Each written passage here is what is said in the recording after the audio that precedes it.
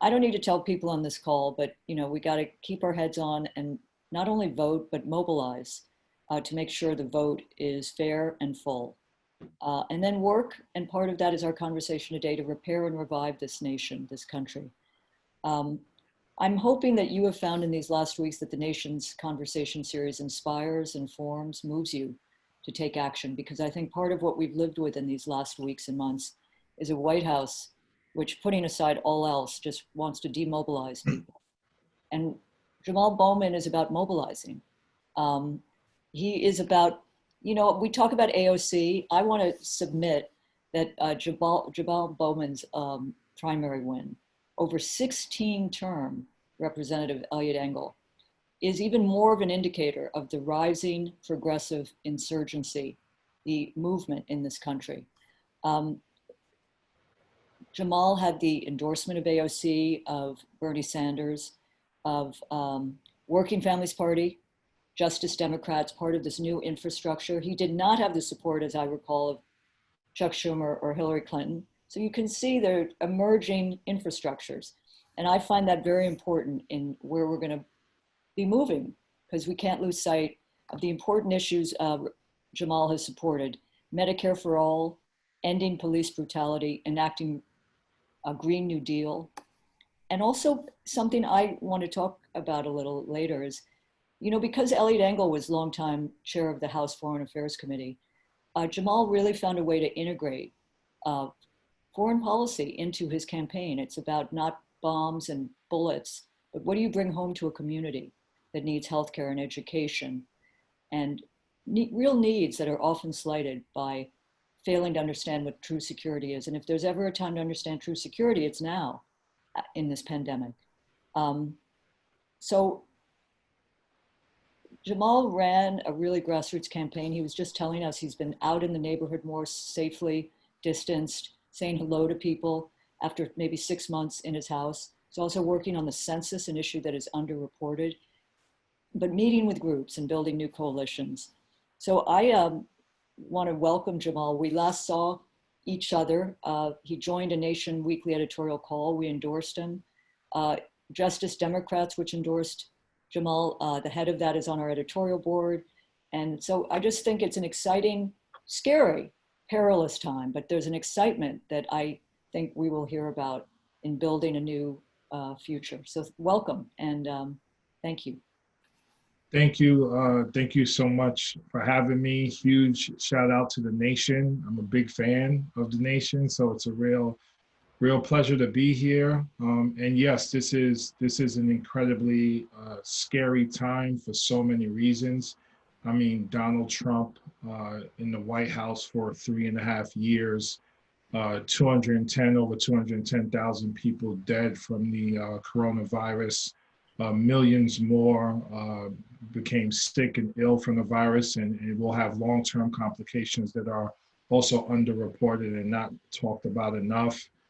Family separation at the border, children in cages, hysterectomies and forced sterilization being done on immigrant women at the border, a travel ban that's still in place, specifically targeting Muslim countries, and the list goes on. And this is a president who's been accused of sexual assault by 16 women, has violated so many of the protocols that have been in place for so long in terms of how our democracy works. And I'm terrified of what another 4 years might bring with this president. And also focused on, what's going on in the Senate, because as we all know, Democrats have passed some pretty strong policy in the House over the last 4 years. Everything from HR 1 to the George Floyd Justice and Policing Act to the HEROES Act. All of it is still sitting on Mitch McConnell's desk and hasn't moved at all in the Senate. And this is an opportunity. This election is an opportunity to not just beat Trump, but flip the Senate as well. And then we could have the fights within our party in terms of how far to the left we need to move. So it's a scary time, but it's also an exciting time because we have an opportunity to do something great in this election and to build a nation that truly works for everyone, one that we've never seen before. So dealing with the issues that separate our nation in a really negative way, when you look at our plantation capitalist system that mostly focuses on economic oppression and what I call the economic enslavement of the majority of Americans. When you look at our nation having only 5% of the population, but incarcerating 25% of the people on earth, when you look at infant mortality and maternal morbidity in our nation, particularly in the Black and Brown community, there are so many issues: environmental justice, underfunded schools, and the inequality that continues to persist. There's so many things that we have to work on. And as ugly and horrifying and heartbreaking as this year has been, and these last 3.5 years have been, I believe we're on the precipice of something extraordinary, and we have a great opportunity to do something great. And it started 4 years ago, from my opinion, with Bernie Sanders, really speaking truth to power on the issues of economic inequality and really targeting the 1% and the 1/10 of 1% and how they just hoard all of the wealth of the nation while the majority of us suffer.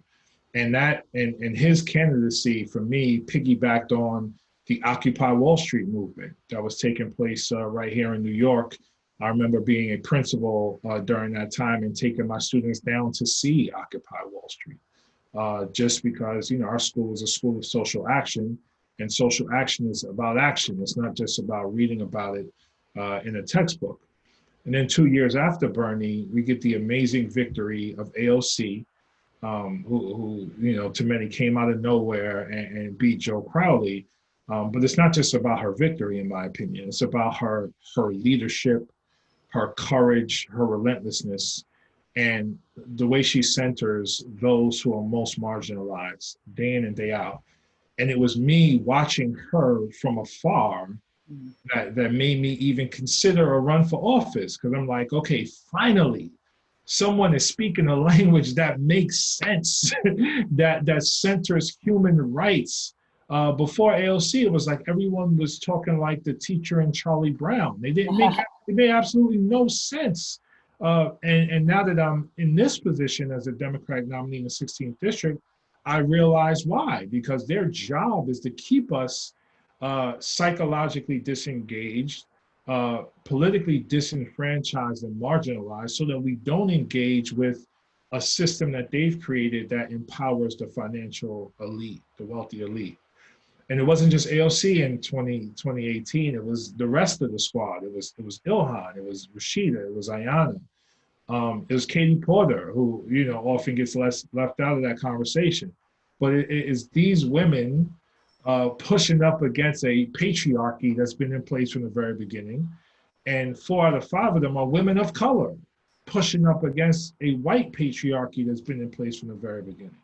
And look at what they've had to deal with in terms of backlash, attacks from the president, send her home chants at rallies, vile, vulgar, disgusting things from this president targeting for women of color. And it's the same thing women in general and women of color specifically have been going throughout this country's history. So to see my sisters there pushing back against that oppressive system inspired me to even consider a run for office. And some of you may know, prior to running for office, my background was in education. Worked in education for 20 years, starting as an elementary school principal in the South Bronx. And if you've ever been to the South Bronx or worked in the school in the South Bronx, you see what neglect looks like up close and personal. Class sizes would be as high as 35, 36 kids, not enough books or resources, no community resources in terms of, or very little community resources in terms of museums and community centers and safe spaces, housing that has been neglected. You name it, our kids and families had to struggle with it. But what as I reflect on that time, our kids came to school excited about being in school, excited about learning, and ready to get engaged. And parents really cared about their children's education. So, although the narrative from Republicans and many conservative Democrats is often around, kids don't care about learning, parents aren't invested, they need to pull themselves up by their bootstraps, etc. That is totally false. People are ready, willing, and able to learn and engage, and it has been a system and elected officials who have failed our communities. So I was a teacher, I was a school counselor, and then I had the privilege of being the founding principal of my own middle school in the Northeast Bronx. It's a public school, not a charter school. We have a teachers union. We are a district school, and we serve the entire community, open 7 days a week, offering everything from adult education to local farming courses, to tutoring, to computer science, really trying to provide a holistic education. And I also worked as an education organizer for 10 years before deciding to run for office. And that run started with me just being sick and tired of children dying in the Bronx, like literally being killed or killing themselves because of a system that doesn't center their needs. And the year prior to me running, 34 kids died within the K-12 school system in the Bronx. 17 died via suicide. And there's a direct connection between those outcomes, trauma, poverty, and policy from Washington. And no elected official was having these conversations. And for me, as an educator who's worked in education for 20 years, it was infuriating for me that our kids continued to suffer. And then when you open up The Nation or another publication and you read about what's happening with foreign policy, you see that we're financing and supporting Saudi Arabia to bomb Yemen into one of the greatest humanitarian crises happening in the world today. And one of the things that occurred that was really specific for me and was kind of my breaking point is when I saw a 28 children die in a school bus in Yemen with a bomb made by Raytheon, I believe. And then you look at who Eliot Engel was funded by, and Raytheon was one of those companies. So children being killed in Yemen and children being killed in the Bronx. That's what led to me exploring a run. That's what led to one of the community-based organizations that I worked with, AQE, and their executive director, Billy Easton, nominating me to the Justice Democrats. We met. It was a match made in heaven. They decided to endorse me. And after that, we were ultimately endorsed by 60 individuals and grassroots organizations, really a diverse coalition that I'm incredibly proud of, that we are going to continue to build across this district and across the country. And I'm so proud of it because at our launch event, the first question I received was something like this. So Jamaal, this is there's a large Jewish population in this district. How are you going to get their vote? So Jamaal, this is a racially segregated district. How do you intend to get the people in Westchester to vote for you? So immediately, the journalists went to the racial divide, the religious divide. That's immediately what they went to. And my answer, without prep from my comms team, was, why are you asking the question like that? Whether you're Jewish or Christian or Muslim, we all want the same thing. We want dignified housing, jobs, safe schools, environmental justice, and we just want to live in peace. So our coalition was able to communicate and engage and connect with people all throughout the district, despite it being racially segregated and economically segregated. And I'm very proud of that. Very proud of the coalition we built. Very proud that in large Jewish communities like Riverdale, we were able to win Riverdale. Very proud of the fact that we won the Bronx and the Westchester side of the district.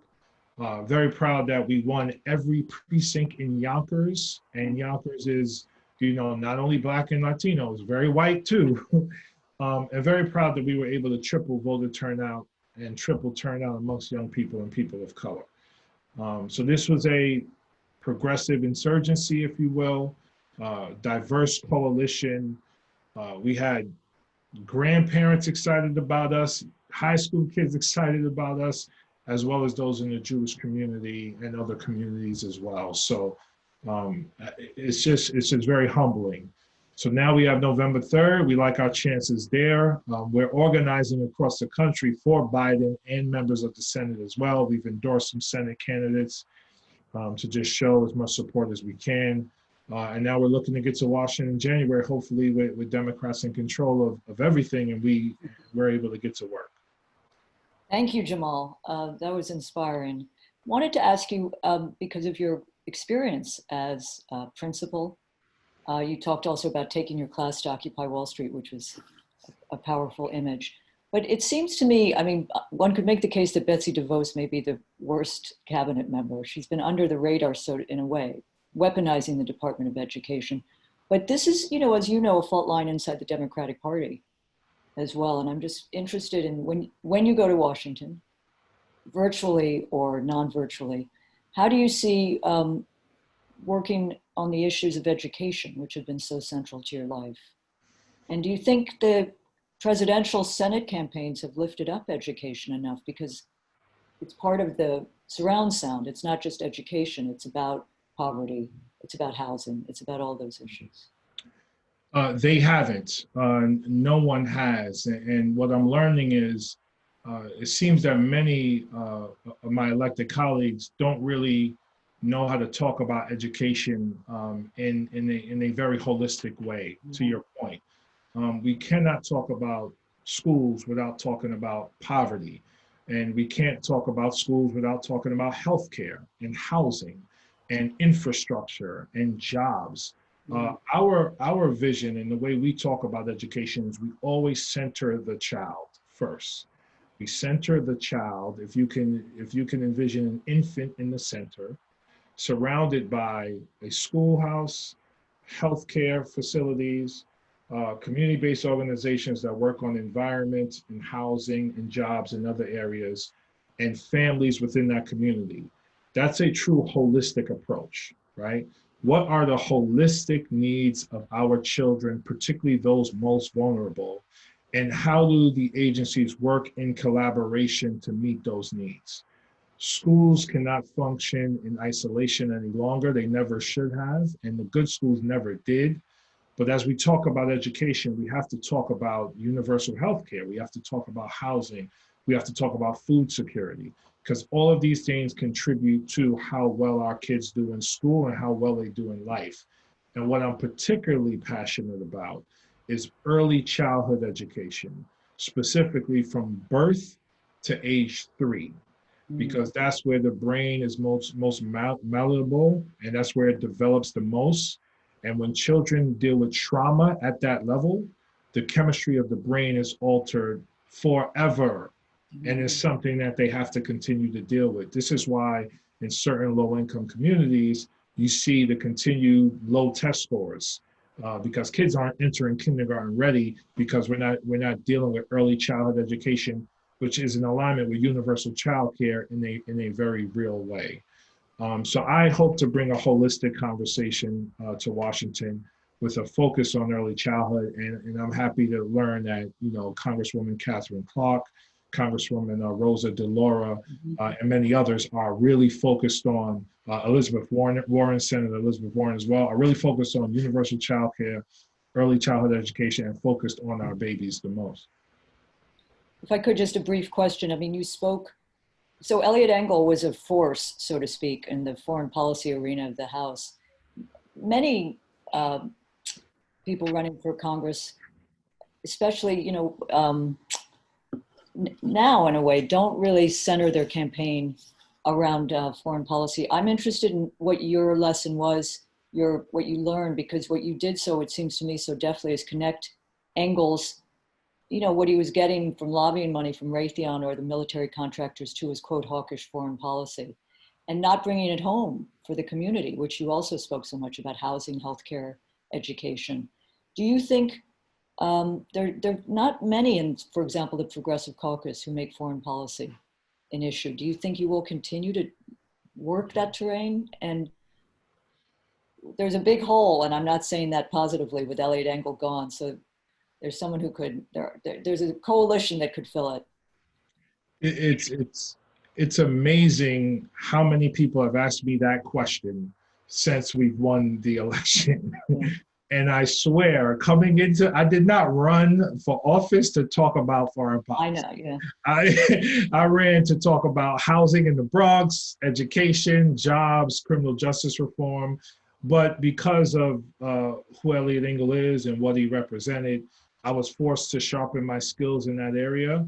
And for me, it always started with human rights. You know, if America is going to provide military aid and humanitarian aid to countries all over the world, we have to continue to center human rights and be a human rights leader all over the world. So, you know, whether we're talking about Central South America, the Middle East, the continent of Africa, China, we have to call out human rights violations and then become a humanitarian leader in those areas. And for me, it's about shifting resources away from what I consider to be more of an imperialistic approach to foreign policy through a policing of the world in the military perspective, towards a more human rights, equality and justice perspective for all, and dealing with issues of climate change globally, dealing with issues of labor globally, and dealing with the refugee crisis that's happening because of climate change and conflict that America has a major part in. So my short answer is I don't know, but it continues to come up, and I tend to be the kind of person that follows the breadcrumbs of an issue that continues to cross my path. So we'll see. But I'm definitely interested in education and labor, definitely interested in transportation and infrastructure, interested in oversight as well. So yeah, so we'll see. We'll be following. And my good colleague, John Nichols, wrote a smart piece connecting the needs at home to the defense budget and your role in it. So we will follow, but I'm going to turn it over to Erin so people on the call can ask you questions. Thank you very much. Thanks, Katrina. We have questions starting to filter in, and please, anybody who has questions, just enter them into the chat.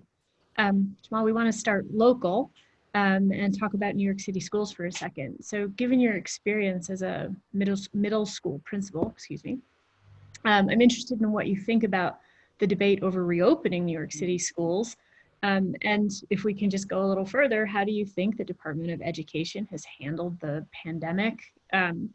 And, you know, what do you think the school system has to do to continue to provide services to low-income students while they protect teachers and other employees? Yes, so I wish the Department of Education would have been more collaborative throughout the process. It just always seemed that Mayor de Blasio, Chancellor Carranza, the UFT, Governor Cuomo, parent leaders, they were never on the same page. They were all sort of, you know, sharing their thinking and their thoughts in isolation and being very critical of each other, while not coming to the table together and being very transparent around what the challenges were and how we're going to deal with those challenges. I would have loved to see more collaboration there. I personally did not think the schools were ready to reopen the way they did a couple of weeks ago, partly because the Senate has not passed the HEROES Act and we don't have the resources to both retrofit our schools, provide adequate circulation, and hire more teachers to lower class size the way we need to. So because that didn't happen, you know, I personally believe that we shouldn't open a couple of weeks ago. And we also partnered with Penn University to do a study on what needs to be done in terms of reopening. And our study recommended November at the earliest. But because November is flu season, we even pushed it back further to about March. So I felt that we should have spent more time on preparing for remote learning.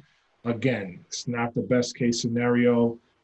It's something that, you know, doesn't supersede what will happen in the classroom, but I thought it would be it would be the safest approach.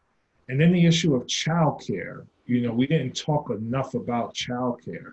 So if we were to do remote learning, what would childcare look like, and what would that collaboration look like going forward? And I'm sorry, you had a third question. What was the third? I want to touch on that too. Yeah, sure. How do we care for and support uh, children who are food insecure or Yes. low-income Thank families? you. Yes. So what we don't have, and this goes back to the collaboration point, schools are a great space to identify the needs of children, like what children are struggling with, and what children's needs are.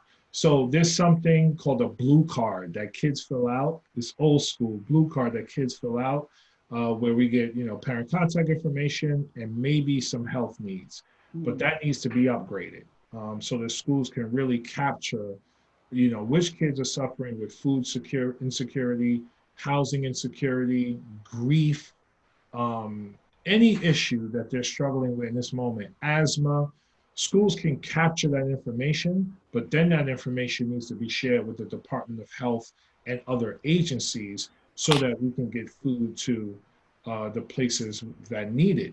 I mean, there was a CNN wrote a story a couple of weeks ago, it might have been a week ago, where even school districts that identified which children were food insecure, for example, it was hard to actually get the food to the students in their homes because the infrastructure wasn't in place.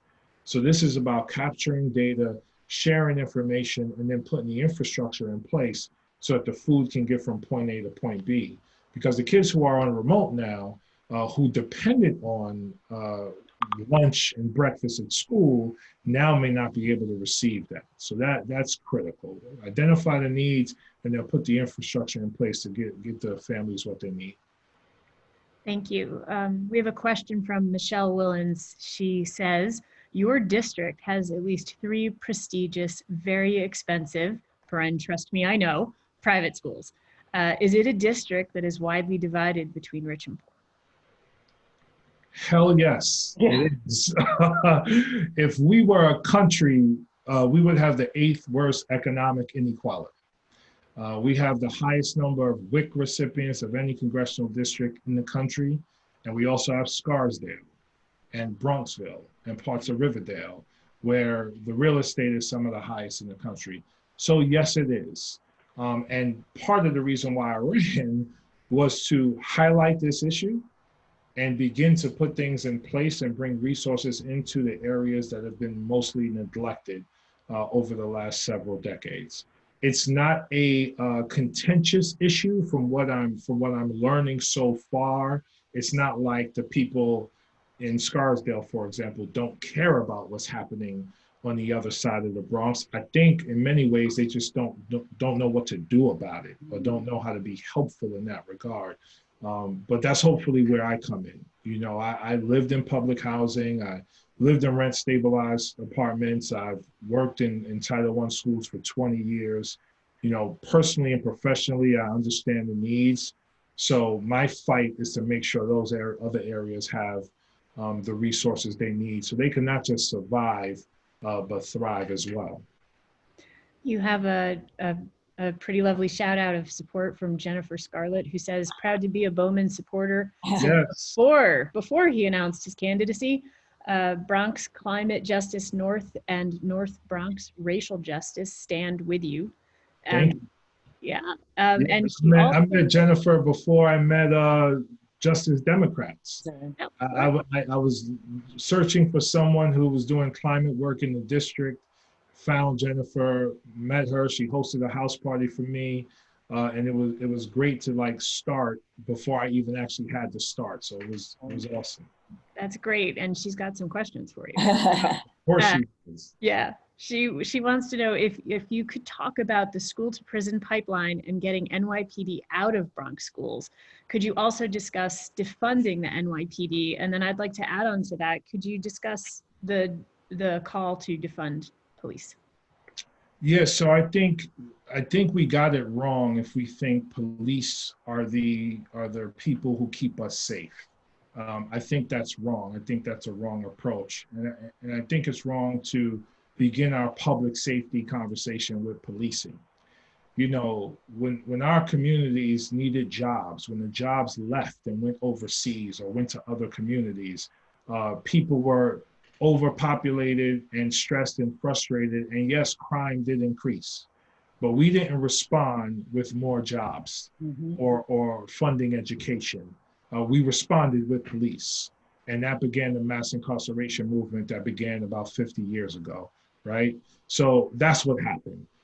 The way I look at public safety is, you know, let's invest in housing security, let's invest in food security, let's invest in mental health supports, let's fully fund our education system. Let's help people to live with pride and dignity and respect and self-determination and humanity. And that's how people feel safe and secure. That's what national security looks like. Not bigger bombs, more food. Because if people have food, they don't have to rob a store for some food. And that's what we see. We see neglected communities over policed. If they weren't neglected, they would be a lot more safe. And it's the same thing with our schools. You know, before even becoming a principal, as a dean of students and as a teacher, if my students got into a fight, I would break up the fight. And I would sit the kids down and be like, what the hell is going on here? What happened? We would have a conversation, bring them back into the classroom, and we would move on. What you see in many schools, way too many schools, is you see kids have a fight, the principal calls school safety or the NYPD, and they have one training, so they come in overly aggressive, and next thing you know, we have a culture and a system where it's not uncommon for a 7-year-old little girl to be put in handcuffs, which then traumatizes her for the rest of her life. So as a principal, I didn't even hire a dean of students when we opened our school. I didn't hire an assistant principal to deal with discipline. I hired a social worker and a school counselor. And I myself have a background in school counseling as well. And so whenever there was conflict, we handled it with mediation and restorative justice. And in terms of the curriculum, guess what? When you give kids not just reading, writing, and math, but music and the arts and sports and other things to nurture their social and emotional development, they are less likely to commit a harm within the school. And the last thing I'll say is, I'm very proud of this, we're the kind of school that kids transferred into when they were like bullied or struggling socially in other schools. And I'm super proud of that. And one of the reasons is we never had fights in our school. You know, if kids fought, you know, it's middle school, so kids are going to fight. They would take it up the street somewhere. You know, they would take it far away from the school. They would never disrespect the environment because we were about community building. So that's what we need to focus on, not more police in our schools. Thank you. I'm going to give Jennifer one more question. Oh my goodness. Oh, I She's know. spoiled. No, she's spoiled. Oh my goodness. That's fine. I'll answer it. I'll do my best to be quick. All right. She wants to know if you support renaming Columbus Day to Indigenous Peoples Day in New York City and New York State. Yes. There we go. All right. Yeah, you know, in your opening remarks, you talked about how when your campaign first started that that you weren't the framing of the questions were wrong, and I wonder if, you know, if we move to sort of a national view, how would you like to see the debate nationally framed? You know, what are we getting right and what are we getting wrong? Yeah, it's the national conversation is often so exhausting because we're not talking about the needs of real people, in my opinion. So when we talk about Medicare for all, we're talking about universal health care. We're talking about a single payer system. We're talking about a system where tens of thousands of people do not die every year because they don't have health care. We're talking about we're the wealthiest nation on earth, yet we have sky-high drug prices, And people die because they don't go to the hospital. And if they go to the hospital, they can't afford the treatment. That's immoral. That's inhumane. And for those who only look at, our health through the lens of our economy, it hurts our economy as well. Because if we were able to keep people alive and nurture them, they can contribute more to the economy. So I want to talk about the issues that matter most to people. There are life and death issues, and those issues don't just impact the Christian community or the Jewish community or the Muslim community or the Buddhist community or the secular community. It impacts all of us. Issues of climate justice do not just impact white people or Asians or Black, it impacts all of us. So I just think we need to center human needs and human rights in all of our conversations so that we can talk about our collective humanity and our collective struggle. During this campaign, because of who I was running against, Eliot Engel, who has been throughout his career, a staunch supporter of Israel, pro-Israel, right? He would always talk about that, and that's fine. And staunch supporter on foreign affairs and military-industrial complex, etc. But what I would try to talk to people about is, listen, I'm a Black man in America, so I empathize with the history and the plight of the Jewish community. And I empathize with the history and the plight of the Palestinian community and other communities that are dealing with any type of struggle or pain or hardship. And it's through that empathy and compassion that I think we can find a place of peace and love and common ground and coming together. And I'm so proud that that message resonated throughout the community to the point where we were able to win by a substantial margin. Thank you. This seems like a good spot for a question from Raina, who asks, if Democrats retake the White House and the Senate, what is your strategy for getting Democratic leadership to move forward on priorities like Medicare for All? Continue to use the power of my voice is going to be key. I think there's been a big step that has happened recently that the Biden administration has agreed to that maybe hasn't gotten enough attention yet. But the untethering of healthcare from employment has been a big step and something that Biden has agreed to. And that is not even a step, it's a leap, in my opinion. And it's the dreaded public option in terms of those who really fight for Medicare for all. And if we could take that leap in the first couple of years, and then the next leap in the next couple of years, and when I say couple, I literally mean two, is Medicare for all, then we're moving in the right direction. So Bernie and other activists have moved us to this point where the untethering might happen. And it's up to all of us to continue to push it forward. And it's up to my voice and the voice of many others to do the same. And I think in this moment of the pandemic, when, over 210,000 people have died and healthcare has been, the pandemic revealed how under-resourced healthcare has been overall in terms of nurses, in terms of hospitals, in terms of ability to respond. I think, the public is ready to hear new conversations about healthcare. And the data point I always bring up is, we have more nuclear weapons in our country than we do hospitals. And that's like, what are we doing? We're focused more on killing and destroying than we are on life and rebuilding. Thank you. Nancy C. Jacobson asks, have you considered the question of federal court reform? As a retired attorney, it's clear to me that just about everything Democrats pass will be challenged in the federal courts and is likely to fail because of the court appointments jammed through by McConnell. I've long supported such reform to include, but not limited to, increasing the number of justices on the Supreme Court and of the CCAs, as well as ethical and recusal issues for the Supreme Court. Do you support court reform? Yes, and this is something I learned a lot more about recently, ever since the passing of Ruth Bader Ginsburg. But yes, I do support expanding the court. What I've learned is, I've heard numbers like go from 9 to 11 and 11 to 13. I've read in places where people want to expand it much greater than that to meet the needs of the present day. So this number 9, I think it came into place in like 1896 when the nation was 1/10 its current size, right? And currently at 9, they're only able to hear about 80 of the 8,000 cases submitted each cycle.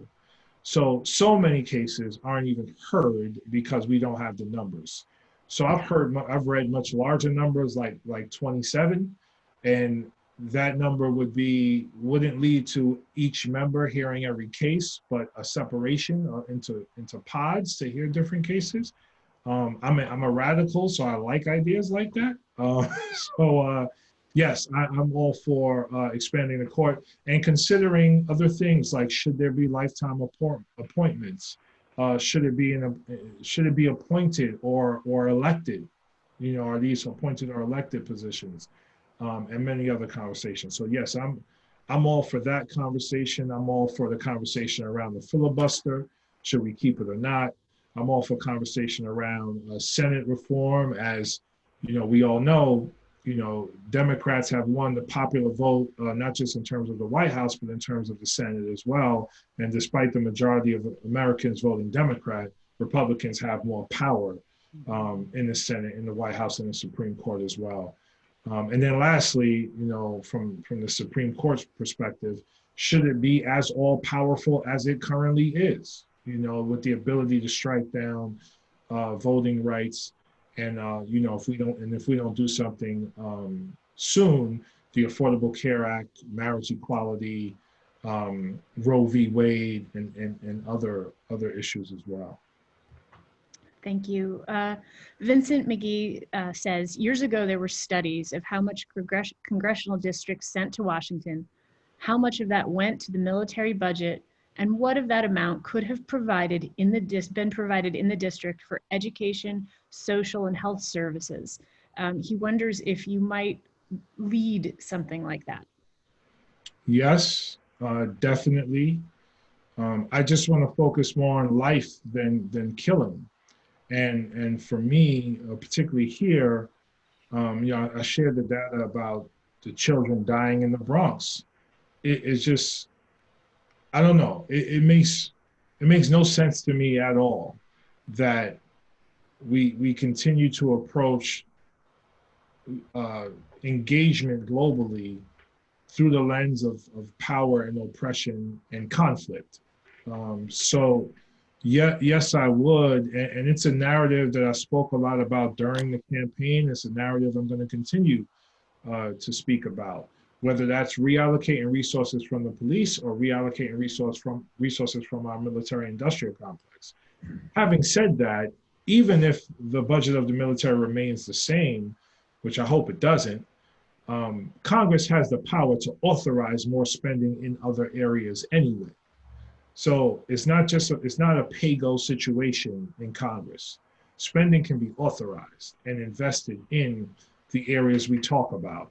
So I just don't want the conversation to become, oh, we got to rob from Peter to pay Paul. I think we should, because it's the economically, environmentally, and morally right thing to do.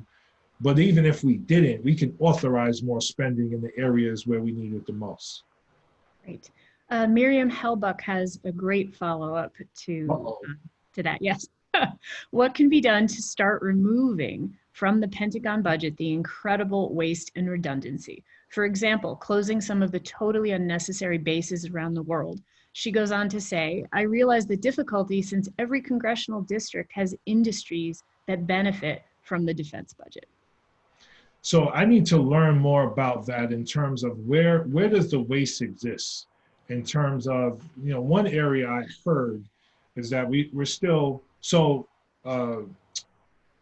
nuclear weapons are one area where the budget can be dramatically decreased because there's still a lot of resources invested there, and we have way more nuclear weapons than we need to destroy the planet. So I know that's one place where savings can occur, and waste currently occurs. Other areas is people who have jobs working on weapons and bombs in areas that are obsolete in this moment. That's another area. What I would like to see is a shift towards using military science and personnel and might towards fighting climate change. There are many resources there that can help with implementing a global Green New Deal. And I would like to see a reallocation of resources in that area. So now we're not working on obsolete technology just to give people jobs, but we're pivoting towards clean, renewable energy and using the military and its resources to make sure we support a global Green New Deal. Thank you. I have a question from Jordan Weltman that I think you can hit out of the park. Okay. He asks, did I not hit the others out? I think I was okay with I was going for a pun. Okay. He's asking about the Yankees. Is the Yankees organization a good community citizen? No. They are not. My school was maybe a half a mile from Yankee Stadium, the South Bronx school that I described earlier. They're not, and neither is Major League Baseball or the National Football League or the National Basketball Association, although the NBA is light years ahead of the other sports franchises. And I mentioned the others because, this community work is hard, but it's not hard. And these pro teams and these leagues, they have a ton of resources that can support the great work that's already being done on the ground. And if they leverage not just their financial resources, but their political resources and their relationships and their voices, it can help push back against a political and economic system that's oppressive. And just in terms of dollar amount, I forget what the Yankees have contributed, but it's an incredibly small dollar amount. I mean, I don't even think it's $1 million. It might be 10,000 or 100,000. And the Yankees are one of the wealthiest franchises in professional sports. So no, they haven't, and a lot more can be done there. Thank you. As everybody might be aware, there's an election coming up. And so we're wondering if what your voting plan is. Do you suggest in person on day of? Are you mailing in? What are your thoughts on the best way to make your vote count? So I am voting early, just to get it taken care of and hopefully avoid long lines. That's what we're encouraging others to do as well. Next, for those who do not feel safe voting in person, we are encouraging and supporting mail-in ballots that can be dropped off, either at drop-off boxes or at Board of Elections. And then obviously we support, mailing in ballots or voting in person on election day. But we're trying to, push for early voting, because on election day we want to show that we are crushing Donald Trump, so that he has less recourse to fight in the courts in terms of trying to maintain power and steal the election. So we're going to be voting early. And I also want to say that we're voting on a Working Families Party line here in New York State, and we're encouraging that across the country, just because the Working Families Party is moving in the right direction in terms of being more progressive, and we want to be supportive of that. So if you vote for Working Families for Jamaal Bowman or Joe Biden, it counts the same as a Democratic vote. So I just want to mention that. Thank you. So I want to let you know you have a truly national audience today. We have people on our chat today from California, New York, Alaska, Vermont, Washington, New Jersey, Iowa, Florida, Oregon. Sweet. Yeah, it's pretty great. So before I turn it back to Katrina, I wonder if you have a message for this national and really highly energized and engaged audience, maybe even a message of hope. I always appreciate one of those. Yeah, I hope that I've been hopeful throughout this discussion. I hope that has come across. But I am, first of all, I am hopeful. I am excited. I am humbled to be in this position in this moment. When I decided to run for Congress, I did not know the world was literally going to turn upside down a year later, and it has. And I can't tell you how many times throughout the day I just reflect on like, wow, like I'm here in this moment where I have an opportunity to say something and do something that matters for people. So I'm incredibly inspired and hopeful and humbled by that. And the more that I'm learning and connecting with people nationally, I continue to be invigorated by their energy and their inspiration, their fire, and their hope. And the more we take action in the direction in which we want to go, the more we become empowered to take more action.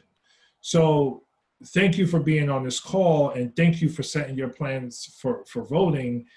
And please do everything you can over the next several weeks to organize within your community and beyond to get others out to vote, particularly those who usually don't want to engage with the system because they have no belief in the system. And please approach those people with compassion, because I used to be one of them. Like, as a Black man in America, I didn't think the Democratic or Republican Party had anything to offer me. So I felt disenchanted with the system.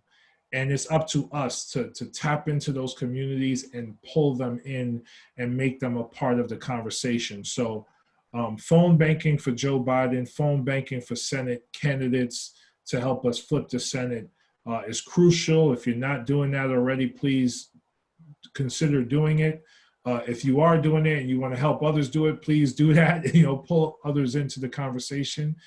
Because if we can win the White House, if we can win the Senate, to quote Congresswoman Ocasio-Cortez, it gives democracy another day, right? To paraphrase her. And that allows us to build what we all dream of, both in this country and beyond. And it allows us to push our own party where it needs to go, as opposed to fighting with Republicans who aren't going to work with us under any circumstances. And the last thing I'll say is, democracy is a contact sport. It's something you have to engage in every single day. So we can't stop November 3rd. Like, even if November 3rd yields the results that we want, we have to continue to organize, whether it's your local school board, your municipal government, your county government, or your state government, or federal government. We have to continue to work and organize toward a more humane America, which is what we're all fighting for. So, thank you for joining, and I'm excited. I'm humbled. Like, we're here. Thank God we're here, and we have the opportunity to do something, because we're living, we're breathing, we're smart, we're together, we're rooted in love for humanity. So go out there and use it, please. If I might, Jamaal, thank you for your humanism, and thank you for giving us hope. Also a grounded vision, I think, of what is possible.